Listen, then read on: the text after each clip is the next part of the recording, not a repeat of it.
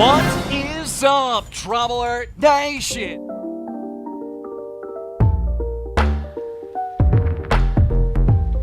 One type of YouTube content that always seems to bubble up to the surface is drama channels.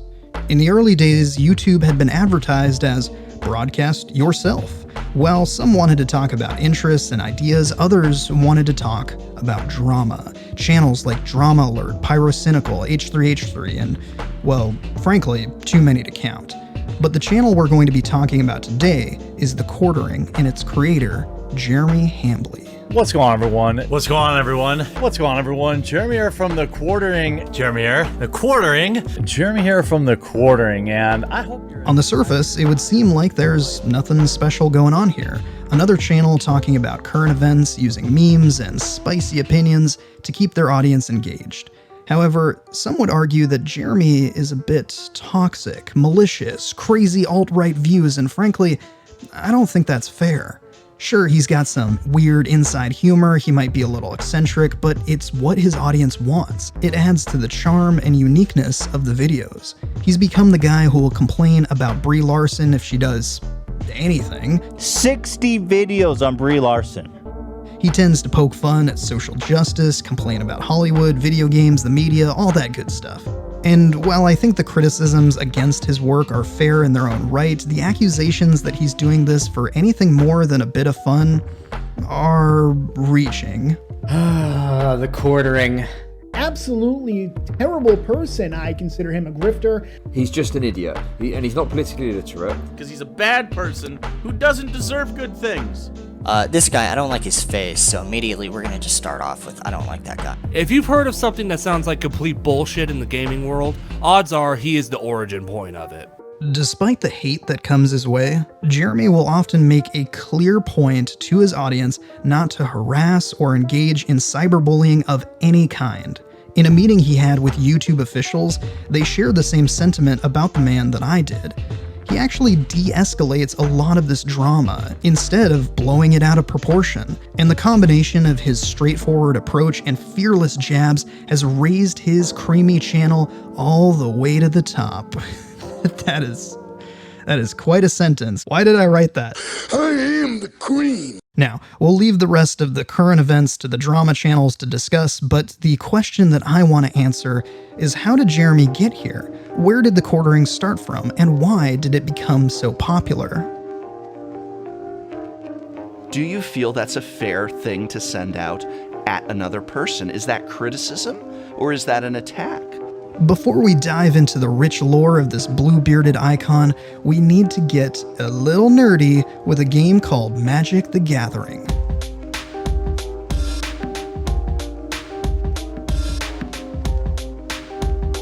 What is on top of the deck? Oh, it's Lightning Helix! Oh my god! This game involves spending ludicrous amounts of your allowance money, gathering cardboard, building a deck, and dueling it out, usually in a head-to-head battle. How the game is actually played, no one really knows for sure. But despite its niche appeal, by the early 2000s the game had exploded all over the world, with more mainstream audiences getting comfortable with enjoying fantasy fiction with works like Harry Potter and Lord of the Rings. Magic the Gathering satisfied its more cold and calculating fan base, offering them a logical and luck-inducing game for their hungry brains to chew on. With the growth in popularity, so too did the growth of Magic tournaments and events. Conventions where players could compete and vendors could sell merchandise and artwork. As you can guess, packing a room full of sweaty teens and neck-bearded man-children doesn't make for the most pleasant place to spend the weekend. What in the fuck is this? Oh my god. Oh shit. What is that? Just smell that. That is disgusting. What in the fuck is going on? Oh, this place is littered with crap. This is 10,000 times worse than I thought it would be. The place is littered with shit. Everywhere you turn. God, when was that cleaned? You disgusting pigs.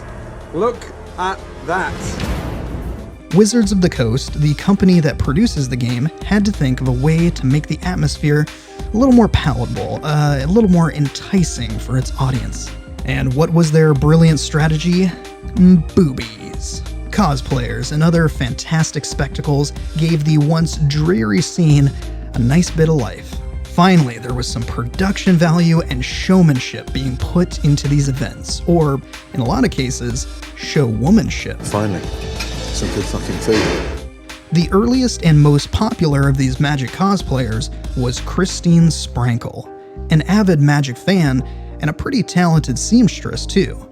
Well, some saw this as an awesome addition to their lonely lives, while others were a bit more critical of the practice. This is where Jeremy comes in. You see, during the rise of Magic's popularity, a few YouTube channels had risen as well to talk about Magic the Gathering content. Hello and welcome to Magic News Today with Mitch. I'm your host Mitch, and this is your Magic News Today.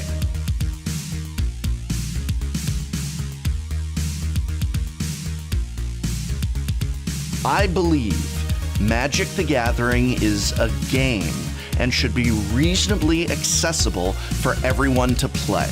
They would look at new cardboard, old cardboard, cheap cardboard, expensive cardboard, really expensive cardboard. Generation. Oh, fuck yeah! Oh, Mox Ruby! This was actually one of Jeremy's first channels. He reviewed Magic content, opening booster packs, and talked about the community. By far, his most controversial video was in criticizing Christine Sprankle. What the hell is this title? Jeremy, buddy, what are you doing? What is this? Obviously, it went a little too far in some key areas. But his main points were that Christine had emotionally manipulated her audience into giving her money, and he thought that this practice was deceptive at its core. Understandable coming from a man who's a little more straightforward. Your intent is for internet likes and for cucks who have never felt the warm hug of a vagina to give you their Patreon dollars. While the execution left a lot to be desired, Jeremy's main point was not against cosplaying as a whole, but instead on this very specific cosplayer in her way of leveraging desperate fans for money. I just hope everybody knows I tried my best. Oh, boo-hoo! Let me play a sad song for you on the world's smallest violin. There was some Twitter drama, some back and forth squabbles, but that was about it. Yeah, really, a respectable disagreement on the internet. Crazy. Seriously, this wasn't really talked about in a widespread way until much later, when Christine posted she was leaving the Magic community. She said she could not endure the unending harassment from a community led by one misogynistic villain, Jeremy Hambly, in his YouTube video from 6 months ago. That's right, one video posted 6 months prior, seen by a relatively narrow audience, had caused this woman unimaginable turmoil. My Twitter is currently in the hands of friends. These people are so fragile. Oh my god. They literally can't control themselves from going on Twitter, so they have to hand it off to friends. Watch this. Boop. You can also uninstall the app if you can't handle it, but I digress. Now, I'm not saying that Christine didn't experience any harassment. Quite the contrary. Like many women, or anyone who logged into a Call of Duty server back then, she faced a myriad of insults. But you probably still watch Toy Story! However, I don't think it was very accurate or productive to pigeonhole a single YouTube channel for the root of all evil. But Wizards of the Coast, on the other hand, saw this as their solution to the community's problem. They quickly launched an aggressive human resources and corporate policy restructure. They posted on their website one of the most ridiculous terms and conditions I have ever seen, that by simply viewing the website, you are agreeing to their code of conduct. Are you still clicking agree to the terms and conditions like a f***ing nerd? Your eyeballs are the only consent we need. These wild and vague rules were not contained to what you did on Magic forums or online play. This was specifically made to encompass anything you did on any site or in person. Basically, letting everyone know that if they didn't like you, you were out of the club, kid. I hope they ban me. Go ahead, Wizards. I dare you to do it. And that's exactly what they did. Many Magic professional players found themselves with suspensions, even suspending one player for having a private Facebook channel where he shared memes. These people are so disconnected from reality. Oh, but they saved the best for Unsleeved Media himself. Yeah, boy. Giving him a lifetime, non-negotiable, non-appealable ban. This is the evidence that this huge corporation and all their lawyers compiled to ban me for life without appeal, confiscate my Magic Online collection, and damage my business. I have a perfect record of attending Grand Prix events over the past 10 years. Never had a complaint. Nothing but positive interactions with people. Now I can't even attend them. I posted a Pepe meme. This is all they need, and they can just take your collection over and ban you from the game. This is somebody talking about me and me responding. This is not me targeting her. There isn't a single video or a single screenshot or a single audio clip of me telling people to go harass anybody. And I've been on the internet for almost 10 years. Think about that. And I'm in a little different situation than a casual player because this has a direct financial impact. So why was Wizards of the Coast doing all of this? Well, it was because that the community had come after Jeremy like vultures. After Christine's allegation against him, many YouTubers made scathing or heavy-handed emotional videos on Unsleeved Media. And she also said that one of the biggest sources of pain has been the harassment from fellow MTG YouTuber, Unsleeved Media. They did this despite the fact that later, Christine came out and said that she also was leaving because it was no longer financially viable and she wanted to save money and focus her efforts on school. You mean that it wasn't due to a prolonged harassment campaign by me? Are you sure, Christine? Are you sure?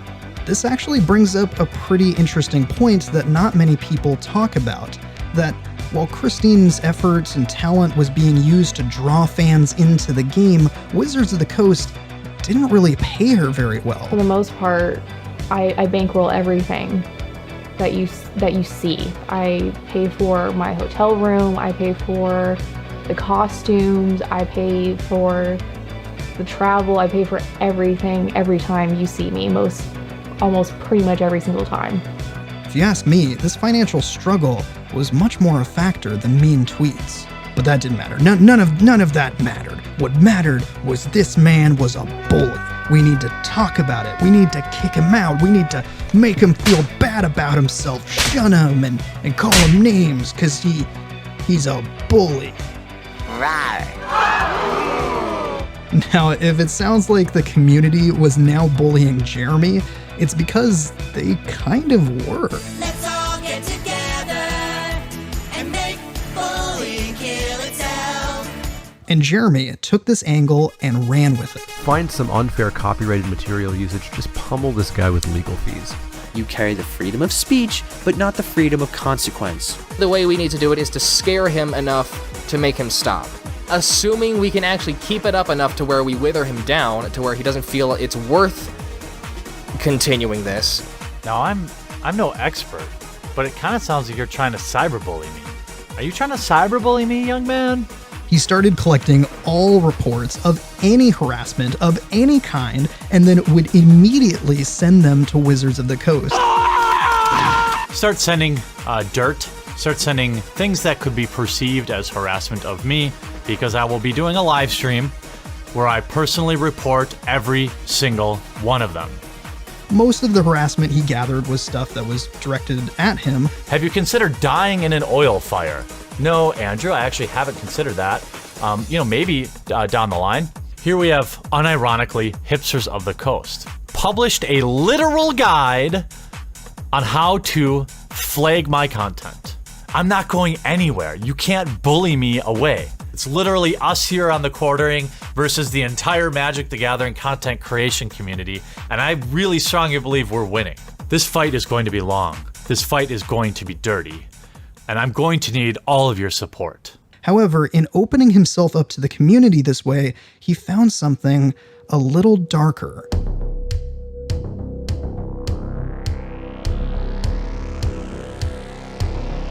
Wizards of the Coast doesn't seem to care about this, and I think I might know why. Because Jeremy was accepting any dirt he could get his hands on against Wizards of the Coast, he was getting reports of child predation in the Magic community. He looked into this and, sure enough, more than a handful of registered judges and event organizers were also on the sex offender registry. Level 3 judge, 13 offenses. Level 2 judge, judge for 10 years, pled guilty, 12 years in federal prison, convicted. November 24th, still active as a judge. Level 3 judge, pled guilty. Magic judge, level 3 judge, sentenced to 3 years. Magic judge, charged with abusing a teenage boy. When asked about this by other sources, Wizards of the Coast said they didn't need to do any background checks because their game didn't really appeal to kids. Right. I mean, why would a game about being a wizard, casting spells at your friends be appealing to children? It isn't something we have resource or need for. Most Magic events average 25 plus years old. Bullshit. I've been to plenty of GPs. I see hundreds of people under the age of 18.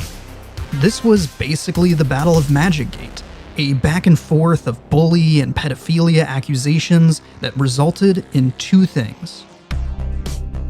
One, Jeremy was banned from MTG events and competitions, setting a strong precedent for the rest of their community. And two, Wizards of the Coast actually revised their rules, requiring background checks for their staff. Yeah, something productive actually came out of all of this.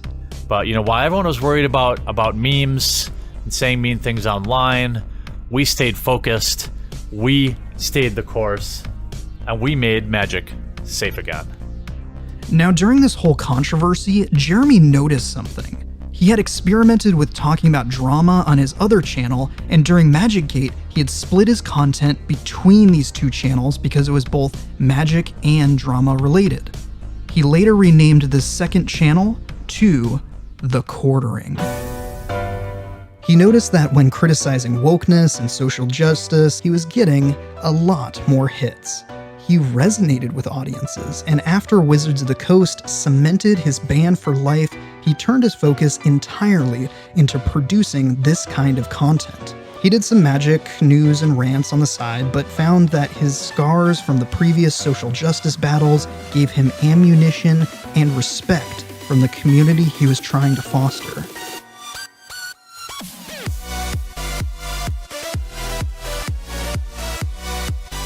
He ventured into discussing video games and Hollywood, about how these woke movements were influencing media in general. He started using the phrase, "get woke, go broke," the idea that a company's sales were declining because they're trying to appeal to Twitter handles instead of their fans. From there, it was just about work, and Jeremy really worked at it. He was putting out a video every single day, sometimes putting out 3 or 5 videos in a day, commenting on media, controversy, and of course, the social justice movements. He became a prominent figure in the counterculture to far-left ideologies. His fans loved him, and his enemies hated him. Today we'll be talking about The Quartering and why he should kind of fucking stop. The Quartering is the worst YouTuber in the world. He looks like a sweaty alcoholic hobo that needs to shower. That fat dumb fuck is actually super successful on YouTube is amazing. One time when he was at Gen Con, a convention for gaming, out of nowhere, a man punched him in the face, calling him a Nazi as he did so.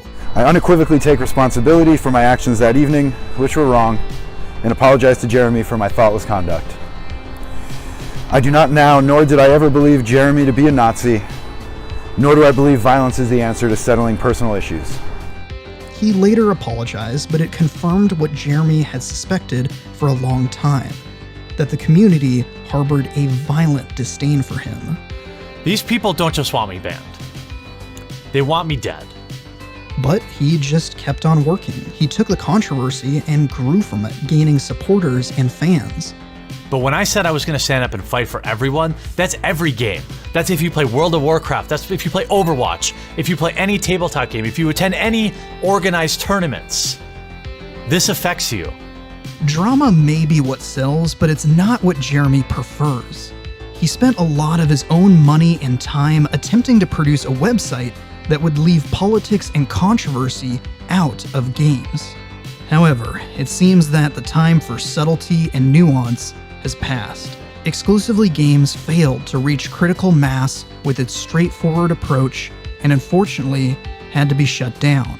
It was a passion project, one that I wanted to prove that a website that doesn't rely on outrage can exist. That didn't work. The appetite for non-controversial video game content just wasn't there. So Jeremy went back to doing what he knows works and continued to grow the quartering. Which brings us to today, where Jeremy is just now rounding the 1 million subscriber milestone. To be expected, after his long journey here, he has some fears. I'm afraid of 1 million subscribers. I'm afraid. Why? Because all of a sudden you're a much bigger target. But once you're over that 1 million mark, media starts watching you, media starts digging through your old videos, media's, all this kind of garbage that can be problematic for a creator. But I decided I'm going to push aside that fear and I think we're going to do this. From there, he's entered the life cycle of attacks, bickering back and forth, Twitter rants and YouTube video rants, the whole 9 yards. It's kind of the life of these channels now. However, with Jeremy, like I mentioned before, he has a way of de-escalating things, shrugging them off. Despite all of the controversy and flashy copy pasta thumbnails, the petty disputes, he actually seems like a pretty chill guy. He knows what he likes and creates what he loves. And after all this, you gotta respect that. It might seem like he's out to make enemies, but he does discourage bullying, trying to keep his fans' comments contained to just his videos. Now, most people would probably see his channel as another pointless drama, clickbait, garbage disposal, but for me, all I see is a guy just trying to have fun. I think it's time to say goodbye. Just remember that magic is about the people first. It's about bringing people together. It's not about retweets and hot takes and which artist voted for what president. That is all pointless bullshit. And I hope that you'll always remember that games are meant to be played with other people. They're meant to enrich relationships. They're meant to bring people together, not divide them. And I leave you humbled and so thankful for all of your support as I move on to my next journey. It's been a wild ride. I don't regret a single thing. Wouldn't trade it for the world. I wish I could still meet you at Grand Prix and play in pre-releases, but that negative is far outweighed by all the years of positive interactions and great memories. And I want to leave by saying thank you.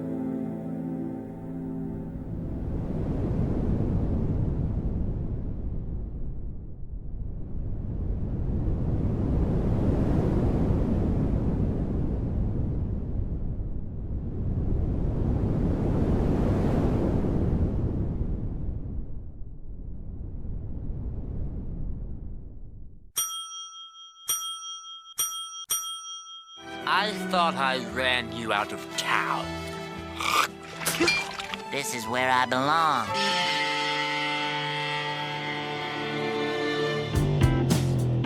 What is Unsleeved Media doing back? I was impetuous. At times I was mean. I was antagonistic, far too mean in terms of my interactions with other content creators. and I lashed out in ways that were regrettable now. For all of my complaints about Wizards of the Coast, I will say they still make the best game. I'm going to try to be accepting of everybody. So I'm back, and let's see how this goes.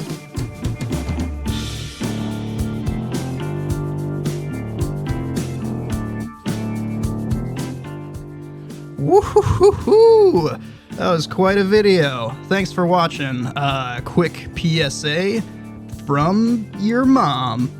Oh, hey, my sweet child. Don't harass anyone on the internet. Don't harass Jeremy. Don't harass Christine. Don't harass anyone that that Tactical Consumption put in this video. Wow, your mom sounds really serious. You should listen to her. She sounds like a smart lady. What is she doing in my apartment? Don't ask questions. Shut up!